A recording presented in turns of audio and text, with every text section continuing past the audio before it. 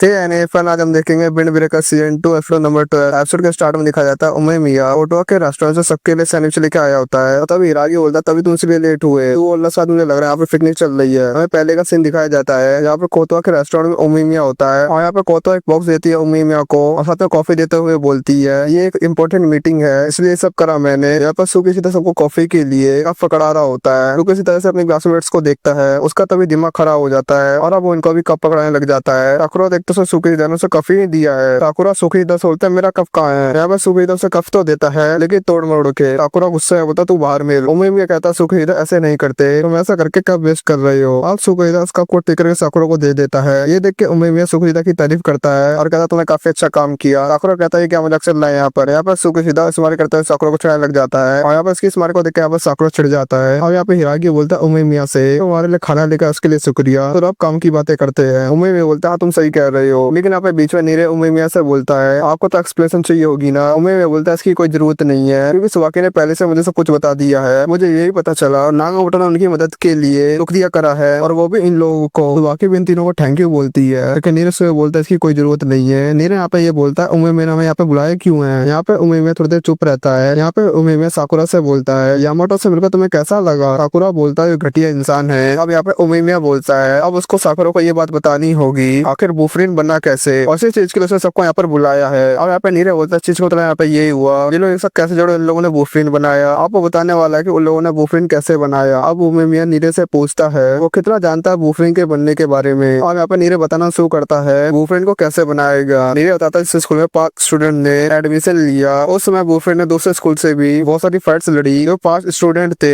उन्होंने बूफरिन के सभी स्टूडेंट्स को चैलेंज किया और उन लोगों को हरा दिया और ऐसा करते करते वो टॉप पर पहुंचे गए। उन 5 स्टूडेंट्स ने जिन भी अदर स्टूडेंट्स को हराया बाद में जाकर उनसे दोस्ती भी कर ली जिस वजह से फोरम में जो छोटी मोटी लड़ाइयाँ होती थी वो सारी लड़ाइयाँ बंद हो गई। इन 5 स्टूडेंट्स ने उनके साथ स्टूडेंट को एक साथ किया और ऐसे फोरिंग से बूफरिन बने। यहाँ पे नीरे बूफरिन का सब कुछ बता देता है और यहाँ पे सभी लोग उसके लिए तालियां बजाते हैं। यहाँ पे उम्मी में नीरे से बोलता है जहाँ तक तुम्हें ठीक ठाक ही बताया। यहाँ पे हिरागी उम्मी में से बोलता तुम बेवकूफ हो क्या। ये चीज जैसे सुनने में सिंपल लग रही है वैसे ये सिंपल नहीं थी ये बात तुम्हें अच्छे से पता है। ये बात सुनकर नीरे और जानकारी के लिए तैयार हो जाता है। हिरागी उम्मी मिया से बोलता है उन्हें बहुत सारे लोगों से लड़ना पड़ा जिससे उम्मी मिया उनके लीडर से लड़ पाए। यहाँ पे ये बंदा कहता है वो ज्यादा कुछ नहीं जानता लेकिन वो ड्राइंग किया करता था। अब यहाँ पे उम्मी मिया नीरे से पूछता है यामाटो के बारे में कितना कुछ जानता है। यहाँ पे नीरे बोलता है जो ही फॉरेन में आता है वो उसके बारे में जानता ही है। वही फर्स्ट स्टोरी का स्टूडेंट था बिल्कुल उम्मी मिया की तरह लेकिन वो बहुत ज्यादा फाइट किया करता था और उसको हराना बहुत ज्यादा मुश्किल था। और जैसे भी उम्मी मिया की टीम किसी को हराती थी वो उनको अपना दोस्त बना लिया करती थी लेकिन यामाटो उसके साथी ऐसा नहीं करते थे वो किसी को भी ज्वाइन नहीं करते थे।